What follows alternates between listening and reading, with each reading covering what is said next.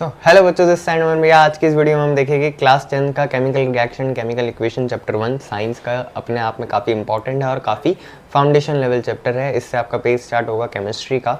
इस चैप्टर को अच्छे से समझिएगा, एंड तक देखिएगा। वीडियो स्टार्ट करते हैं। Chemical reaction and equation. आप देखिए कि सबसे पहले केमिकल रिएक्शंस होती क्या है। आपको मैं एक वर्ड्स पूछता हूँ कि केमिकल रिएक्शंस होती क्या है। रिएक्शंस को शॉर्ट फॉर्म में मैं ऐसे लिखूंगा पूरी क्लास में, आप जरा ध्यान से देखिएगा। केमिकल रिएक्शंस होती क्या है। Chemical reaction is nothing but, मानो कि ये एक केमिकल है ए, ये केमिकल है ए, ठीक है, प्लस ये एक केमिकल है आपका बी। इन दोनों को मैंने आपस में मिलाया। मान के चलो बी केमिकल को मैंने इसमें डाला, तो ये एक हमारा नया ही केमिकल बना।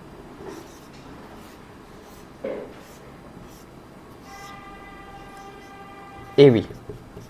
It's chemical reaction. इसका मतलब क्या है कि जब हम दो केमिकल को आपस में मिक्स करते हैं और जब उससे कोई नया ही प्रोडक्ट बनता है तो उसको हम क्या कहते हैं, केमिकल रिएक्शन कहते हैं। केमिकल का मतलब आप मेरे ख्याल से समझ पा रहे हो कि मैं क्या कहना चाह रहा हूँ, ठीक है। अब देखो, ये होती है आपकी केमिकल रिएक्शन। तो आप हर वक्त इसको ऐसे नहीं लिख सकते। केमिकल रिएक्शन को आप हर वक्त ऐसे इस तरीके से डायग्राम फॉर्म में बना के हर वक्त इसको ऐसे नहीं लिख सकते। इसके लिए साइंस ने क्या करा है, केमिकल इक्वेशन का टर्म यूज करिए, जो कि केमिकल इक्वेशन होता है। Chemical equation basically is nothing but symbolic representation of chemical reaction. I am again repeating, symbolic representation of chemical reaction. So chemical equation basically देखो बच्चे होता क्या है, symbolic representation। मैं यहाँ पे लिख भी देता हूँ आप लोगों के लिए, symbolic representation।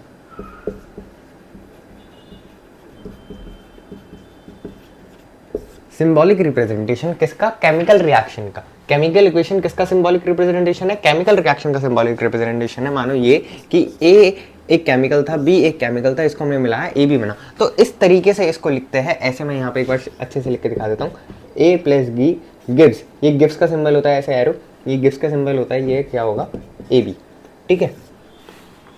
जो आपके लेफ्ट हैंड साइड होते हैं उसको हम रिएक्टेंट कहते हैं। जो आपका प्रोडक्ट फॉर्म होता है इन दोनों को मिला के, मतलब ये दोनों आपस में क्या है, इसको रिएक्टेंट क्यों बोला गया, ये दोनों आपस में देखो क्या कर रहे हैं, ये दोनों आपस में रिएक्ट कर रहे हैं। ये दोनों आपस में क्या कर रहे हैं, रिएक्ट कर रहे हैं। ए और बी आपस में क्या कर रहे हैं, रिएक्ट कर रहे हैं। तो इसलिए इनको क्या बोला गया, रिएक्टेंट बोला गया। और ए और बी मिलकर आपस में क्या बना रहे हैं, एक प्रोडक्ट फॉर्म कर रहे हैं। तो इसको क्या बोला गया, प्रोडक्ट बोला गया। और प्रोडक्ट हमारा किस साइड होता है, ये हमारा राइट हैंड साइड पे होता है और ये हमारा लेफ्ट हैंड साइड पे होता है। अभी तक हमने देखा कि केमिकल इक्वेशन क्या होता है और केमिकल रिएक्शंस कैसे कहते हैं। केमिकल रिएक्शन केमिकल इक्वेशन का सिंबॉलिक रिप्रेजेंटेशन होता है, ये हमने अभी तक देख लिया है। अब आगे की वीडियो में हम देखेंगे कि मोर कंडीशन इन रिएक्शन, कंडीशंस क्या क्या होती है रिएक्शन के अंदर। फॉर एग्जांपल मान के चलो आपको अगर एक रिएक्शन ऐसी दे रखी है, A B gives A B, just for example, ठीक है। एक रिएक्शन आपने ऐसे दे रखी है, ठीक है। अब इसमें देखो मैंने फर्स्ट कंडीशन क्या रखी है, हीट या सनलाइट। आप मान के चलो अगर ए बी को जोड़ा है या तोड़ा है, इस केस में आप ये वाला एग्जांपल मत लीजिए, इस केस में आप इसका उल्टा लीजिए। एक मिनट देखिए, इस केस में आप उल्टा इसका, A B gives A plus B, ये डिकम्पोजिशन का रिएक्शन है। अभी आप आगे की वीडियो में देखोगे तो आपको पता लग जाएगा। अगर मैं ऐसा सिंबल लगा रहा हूं इस एरो के ऊपर, इस एरो का मतलब क्या होता है, गिव्स। ए बी ने क्या दिया, ए और बी को अलग अलग करा, मतलब ये ए बी को किसी ने क्या करा, तोड़ा है। तो ये हमारा ए अलग फॉर्म हुआ और बी अलग फॉर्म हुआ। तो किसने तोड़ा है इसको, किसकी मदद से तोड़ा गया, हीट की मदद से तोड़ा गया। और ये सिंबल जो ट्राइंगल बनाया, ये किसका सिंबल होता है, हीट का सिंबल होता है। और यहीं पे आप अगर इस एरो के ऊपर अगर आप लिखते हैं सनलाइट, तो वो किसका सिंबल होता है, सनलाइट। मतलब वो किसकी मदद से टूटा है, सनलाइट की मदद से टूटा है। That's it. ये था आपकी पहली कंडीशन। आप आई होप आप लोगों को समझ में आई होगी कि ए बी को अगर तोड़ा गया है ए और बी में, तो किसकी मदद से तोड़ा गया होगा, किसी न किसी एनर्जी की मदद से, किसी न किसी हीट की मदद से तोड़ा गया होगा। तो उसी को हम कहते हैं लाइक एरो। एरो का मतलब होता है गिव्स। ए बी ने क्या दिया, गिव्स ए प्लस बी, तो उसको किसकी मदद से तोड़ा गया, हीट की मदद से। हीट का सिंबल क्या होता है, क्या बोलते हैं, एरो, ठीक है। अब आगे देखिए, पहला अब है हमारा गैस लिबरेशन। गैस लिबरेशन क्या होता है, अगर किसी रिएक्शन में अगर गैस निकल रही है तो उसको हम क्या कहते हैं, गैस लिबरेशन कहते हैं। अब जस्ट फॉर एग्जांपल, मैं अभी आपको जिंक ZOSO में इसमें नहीं फंसा रहा हूँ। आप जस्ट फॉर एग्जांपल देखिए, A B C gives A C plus B. तो मान के चलो अगर किसी रिएक्शन में अगर ऐसा एरो लिखा है, किसी रिएक्शन में अगर ऐसा एरो है, तो इसका मतलब क्या है, ये गैस थी और ये क्या हो गई, हवा में उड़ गई। ये तो प्रोडक्ट फॉर्म हुआ और ये गैस थी, ये हवा में उड़ गई। मतलब किसी भी रिएक्शन के किसी भी रिएक्टेंट पे, प्रोडक्ट पे अगर ऐसा एरो बना है किसी भी एक प्रोडक्ट पे, तो इसका मतलब क्या है कि वो गैस क्या हुई है, लिबरेट हुई है। कैटलिस्ट का मतलब क्या हुआ है, जो रिएक्शन की स्पीड को क्या करता है, चेंज कर देता है। कैटलिस्ट का मतलब क्या होता है, जो हमारा थर्ड कंडीशन है मोर रिएक्शन के अंदर, वो क्या है कि कैटलिस्ट क्या करता है, किसी भी रिएक्शन को क्या कर देता है, चेंज कर देता है। कैटलिस्ट क्या करता है, किसी भी रिएक्शन को क्या करता है, चेंज कर देता है। फॉर एग्जाम्पल मान के चलो, आप जैसे कोका कोला में जैसे आप मेंटॉस डालते हो, तो वो एकदम उसकी रिएक्शन को क्या कर देता है, एकदम तेज कर देता है, एकदम वो आ जाता है, क्या बोलते हैं उसको, झाग झाग झाग से एकदम से बन जाते हैं। तो उस केस में कैटलिस्ट क्या काम कर रहा है, उस केस में कैटलिस्ट है मेंटॉस काम कर रहा है, और जो कोका कोला है वो हमारा क्या है, एक तरह का केमिकल काम कर रहा है। ठीक है, बेस्ट एग्जांपल है कैटलिस्ट, बस क्या करता है, increase the rate of reaction. आप लिख सकते हैं increase the rate of reaction, आप लिख सकते हैं increase the rate of reaction. I am again repeating, catalyst क्या काम करता है, इंक्रीज करता है किसके रेट को, किसकी स्पीड को, केमिकल रिएक्शन की स्पीड को क्या करता है, इंक्रीज करता है। तो increase the rate of reaction. Precipitate form क्या होता है, प्रेसिपिटेट फॉर्म बच्चों बहुत ही आसान भाषा में आप समझिए, जो भी चीज सोल्यूशन के नीचे जाके अंदर बैठ जाती है, जो भी चीज सोल्यूशन में नीचे बैठ जाती है उसको हम क्या कहते हैं, प्रेसिपिटेट फॉर्म कहते हैं। जैसे आप पानी में, आप सैंड एंड वाटर का एग्जांपल लीजिए, आप पानी को मिलाइए, मिट्टी को मिलाइए पानी में, तो मिट्टी क्या करेगी, आपका समटाइम नीचे जाके बैठ जाएगी, तो वो उस केस में कैसा एक्ट कर रहा है, पीपीटी की तरह एक्ट कर रहा है। प्रेसिपिटेट की शॉर्ट फॉर्म बच्चों याद रखना, पीपीटी। ठीक है, ये मैंने बनाई है, वैसे टीचर सारे यही बोलते हैं। फिजिकल स्टेट क्या होता है, फॉर एग्जाम्पल मान के चलो ये बी, ये ए बी, ठीक है, तो हर किसी के आगे हर किसी की फिजिकल स्टेट लिखी हुई होती है। लाइक अगर ये सॉलिड है, फॉर एग्जांपल जस्ट सपोज ये सॉलिड है, तो इसके आगे लिखा होगा एस। ये पानी में मिला हुआ है तो इसके आगे लिखा होगा ए क्यू। ए क्यू का मतलब क्या होता है, एक्वस। ए क्यू का मतलब क्या होता है, एक्वस, जिसको पानी में मिलाया गया हो। और ये ए भी मान के चलो जस्ट एग्जाम्पल की ये लिक्विड है, जस्ट एग्जाम्पल, आपको सोचना नहीं है ऐसा कुछ होगा। जस्ट एग्जाम्पल, अगर ये लिक्विड है तो इसके आगे क्या लिखा होगा, एल ब्रैकेट में। तो ये तीन सॉलिड स्टेट होती है, S G gas, L for liquid and A Q यानी एक्वस। सो आई होप आपको समझ में आया होगा। अब आगे की वीडियो में हम देखेंगे टाइप्स ऑफ रिएक्शन किसे कहते हैं। अभी तक हमने देखा कि केमिकल रिएक्शन किसे कहते हैं, केमिकल इक्वेशन उसी का सिंबॉलिक रिप्रेजेंटेशन होता है केमिकल रिएक्शन का। अब टाइप्स ऑफ केमिकल रिएक्शन, इस चैप्टर में आपको 4 टाइप की केमिकल रिएक्शन पढ़नी है। टाइप्स ऑफ केमिकल रिएक्शन में हम देखेंगे पहला हमारा कॉम्बिनेशन रिएक्शन, दूसरा हमारा decomposition and third one is हमारा displacement and fourth one is हमारा डबल डिस्प्लेसमेंट। अब आगे की वीडियोज में हम इनको अच्छे से पढ़ेंगे वन वन करके। अब पढ़ने जा रहे हैं हम टाइप्स ऑफ रिएक्शन का पहला पार्ट, जो कि हमारा कॉम्बिनेशन रिएक्शन। कॉम्बिनेशन रिएक्शन आप वर्ड से क्या समझते हो, कंबाइंड। कॉम्बिनेशन रिएक्शन आप अपने आप से वर्ड से समझ पा रहे हो कि कंबाइन करना, किसी भी चीज़ को कंबाइन करना। तो आप देखो इस चीज़ में हम ये जो आपके 2 रिएक्टेंट है, एक ए रिएक्टेंट है, एक बी रिएक्टेंट है, इन दोनों चीज़ को हम कंबाइन करके हम ए बी फॉर्म कर रहे हैं, तो ये हमारा क्या हुआ, मेन प्रोडक्ट फॉर्म हुआ। तो combination reaction is nothing but कि जब हम रिएक्टेंट को कंबाइन करते हैं, जब हम किसी भी 2 रिएक्टेंट को आपस में क्या करते हैं, कंबाइंड करके लिखते हैं, उसी को हम क्या कहते हैं, कॉम्बिनेशन रिएक्शन कहते हैं। फर्स्ट हमने क्या पढ़ा, कॉम्बिनेशन रिएक्शन, जो कि वो होता है जो कि 2 चीज़ों को मिला के एक बनता है। डिकम्पोजिशन जस्ट उसका उल्टा है, क्या कि एक चीज़ को 2 चीज़ों में वो तोड़ देता है। डिकम्पोज रिएक्शन का मतलब समझिए, डिकम्पोजिशन रिएक्शन का मतलब क्या होता है, डिकम्पोज करना। क्या करना, डिकम्पोज करना। डिकम्पोज का मतलब क्या होता है, ब्रेक करना। ब्रेक का मतलब क्या होता है, तोड़ना। ठीक है, तो देखिए जैसे कि ये ए भी अब हमारा क्या है, इस साइड पे अब हमारा ए भी क्या है, हमारा रिएक्टेंट है। इसको हमने मान के चलो, इसको हमने हीट दी या इलेक्ट्रिसिटी दी या हमने सनलाइट दी, कुछ भी दी, ठीक है, जिसकी मदद से ये क्या करा, इसकी मदद से ये ए और बी आपस में क्या करके टूट के अलग अलग फॉर्म हुई। ये हमारा ए अलग हो गया प्रोडक्ट में और ये हमारा बी अलग हो गया। इसी को हम कहते हैं decomposition reaction. Decomposition reaction is nothing but कि जब भी कोई चीज आपस में टूटती है, जब भी कोई सिंगल प्रोडक्ट आपस में टूट के एक या 2 से ज्यादा प्रोडक्ट फॉर्म करता है, तो उसी को हम क्या कहते हैं, डिकम्पोजिशन रिएक्शन कहते हैं। अब हम एक बार बाय डेफिनेशन एक बार दोनों रिएक्शंस को देख लेते हैं कि इन बाय डेफिनेशन दोनों रिएक्शंस का मतलब क्या होता है। तो सबसे पहले देखिए कॉम्बिनेशन रिएक्शंस का मतलब क्या होता है।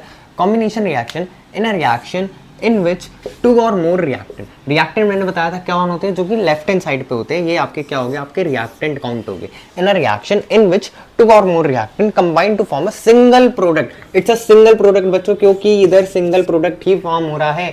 ए भी आपका, ये मत बोलना आप 2 प्रोडक्ट है, ए अलग है बी अलग नहीं, ए भी आपका एक ही प्रोडक्ट है, ए भी एक अलग प्रोडक्ट नहीं है, ए भी आपका एक ही प्रोडक्ट है। ठीक है, ये हो गया आपका बाय रिएक्शन। ये आप लर्न कर सकते हैं, अपनी कॉपी में नोट्स बना सकते हैं। अगर आपको नोट्स बनाने हैं तो नीचे मैंने पीडीएफ दी है नोट्स की अलग से। अगर आप ये वीडियो अभी देख रहे हैं तो आपको कम से कम 10-15 दिन बाद अगर पीडीएफ अपलोड हो जाएगी आई थिंक। ठीक है, अब हम पढ़ते हैं डिकम्पोजिशन रिएक्शन। तो डिकम्पोजिशन रिएक्शन क्या होता है, in a reaction in which single reactant, single reactant यानी ये वाला। अब इस केस में ए बी क्या है, हमारा रिएक्टेंट है। अगेन लेफ्ट हैंड साइड पे क्या होता है, लेफ्ट हैंड साइड पे क्या होता है, रिएक्टेंट होता है। राइट हैंड साइड पे क्या होता है, प्रोडक्ट होता है। In a reaction in which single reactant break down, मतलब टूटना। ब्रेक डाउन का मतलब क्या होता है, टूटना। टू फॉर्म क्या बनाता है, टू और मोर प्रोडक्ट, टू और मोर प्रोडक्ट। ये देखो, ये हमारा जो ए बी है ये ब्रेक डाउन हुआ, ये क्या हुआ, ब्रेक डाउन हुआ और किस में फॉर्म हुआ, ए एंड बी में फॉर्म हुआ, तो इसी को हम कहते हैं डिकम्पोजिशन रिएक्शन। अब अगली वीडियो में हम देखेंगे डिस्प्लेसमेंट एंड डबल डिस्प्लेसमेंट किसे कहते हैं। सो अभी तक हमने देखा टाइप्स ऑफ रिएक्शन में हम दो टाइप्स ऑफ रिएक्शन हम पढ़ चुके हैं। First one is combination reaction and second one is decomposition reaction and third type हम पढ़ने जा रहे हैं आपका displacement reaction. It is displacement reaction. अच्छा बच्चों, ये मैंने रिएक्शन के शॉर्ट फॉर्म में लिखा है RXN करके, आप इस चीज से कंफ्यूज मत होइएगा, पर आप लोग अपनी कॉपी में पूरा ही लिखिएगा, ठीक है। सो देखिए, डिस्प्लेसमेंट रिएक्शन की सबसे पहले हम डेफिनेशन जानते हैं कि डिस्प्लेसमेंट रिएक्शन को कहते हैं क्या है। देखिए ध्यान से मेरे साथ पढ़िएगा। More reactive element displace less reactive element. मतलब डिस्प्लेस मतलब क्या है, वो उसकी जगह पर आ जाता है और वो उसकी जगह पे आ जाता है। मतलब मान के चलो ये मार्कर और डस्टर है, फॉर एग्जाम्पल जस्ट मान के चलो ये मार्कर और डस्टर है, ठीक है। ध्यान से देखिएगा, ये जो डस्टर है ये ज्यादा रिएक्टिव है इससे, तो ये क्या करेगा, ये इसकी जगह पर आ जाएगा और ये इसकी जगह पर आ जाएगा। दिस इज डिस्प्लेसमेंट रिएक्शन, ठीक है। सो अब देखिए एक बार ध्यान से देखिएगा, more reactive element displace less reactive element. इसका मतलब क्या है, हम मान के चलते हैं, इस केस में मैंने देखो माना है, सपोज करो कि सी जो है ज्यादा रिएक्टिव है किससे, डी से।